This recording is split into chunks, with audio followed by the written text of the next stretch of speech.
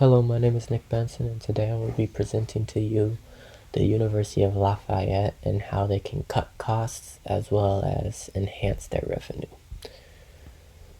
So in 2019, University of Lafayette saw a loss of $4,559,770, which means they spent more than they were gaining.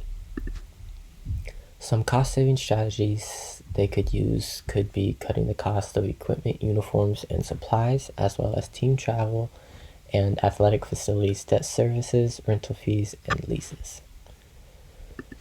They could cut equipment costs by 15 to 20% and could save up to $313,038.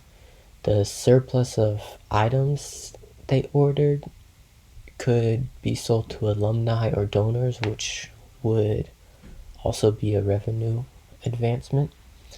And instead of buying new equipment such as balls and weights each year, they can wait until they cannot use them anymore, so like they're falling apart or they stage a threat to the safety of the athlete. They can cut team travel by doing something Oregon State does, which is called the 250-mile rule, bus versus flight. This means that anything less than 250 miles or approximately 5 hours on bus means they must drive or bus to their destination, but anything over means they can fly.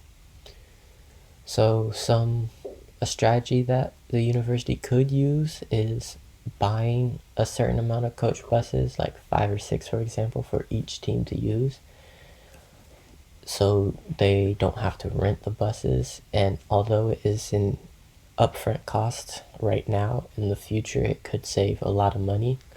And instead of having to rent drivers, you could have the shuttle drivers from the university get their busing license, which they already have, and drive the teams to and from the game, meaning you just give them a little bit more of a pay raise as well as some tickets to the game maybe.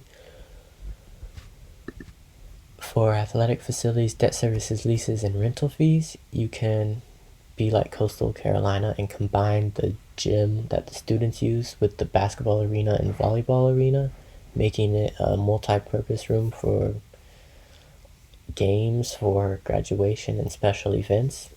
You could also allow club sports or intramural sports to use the varsity practice facilities that they practice at for games or practices during a certain period of time that the varsity team is not using them. Some revenue enhancing strategies Lafayette could use, since they lost $4,559,770 in 2019. They could start camps for each varsity sport. They could do conference distributions, as well as renting out their facilities to high school sports for playoffs, for championship games.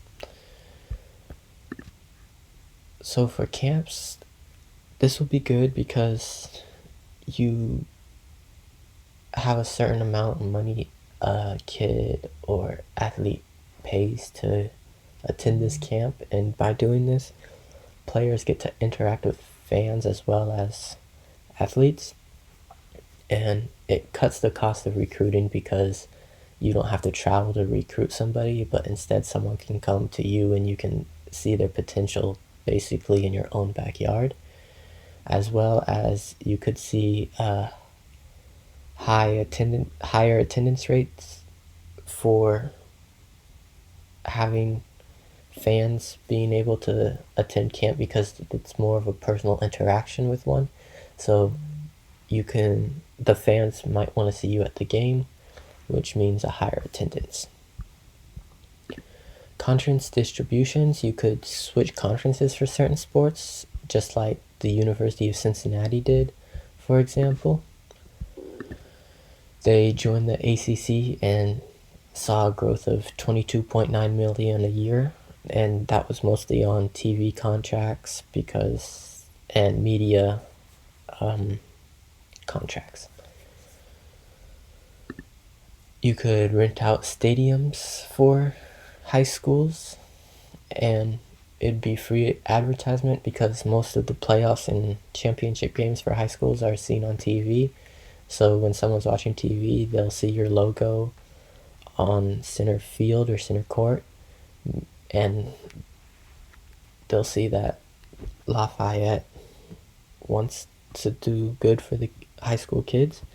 And it could also potentially heighten the apply rate to the school because the high school kids will experience what the campus is like and see if they like the facilities as well as the dining halls. And yeah, that's it. Thank you.